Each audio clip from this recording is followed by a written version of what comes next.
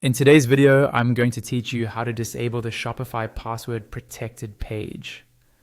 This is the page your visitors see when your store is locked behind a password, often while you're still setting things up or running a private launch. Disabling it will make your store publicly accessible, so anyone can browse and buy without needing a password. I'll walk you through it slowly so you know exactly where everything is and what each click does. First, open your Shopify admin dashboard and log into your store.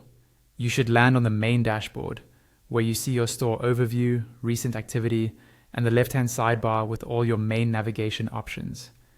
This is your control center for everything that happens in your online store.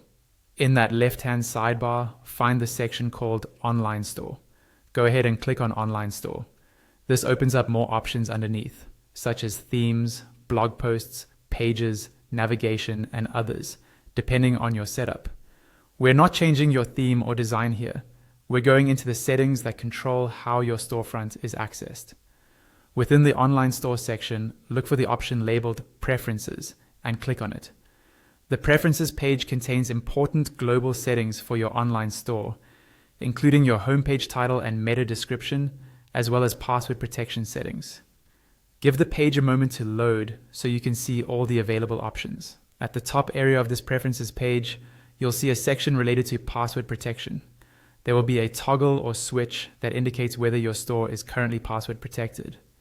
When the toggle is turned on, visitors must enter a password before accessing your site. To disable this, simply click on the toggle to turn it off.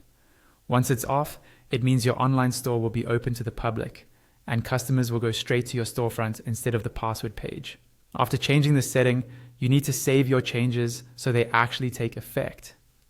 Look for the Save button, usually located at the top or bottom right corner of the page, and click on Save. Wait a second for Shopify to confirm that your preferences have been updated. Now your password page is disabled and your store is live to visitors. You can open your store in a new browser tab or an incognito window to double check that customers no longer see the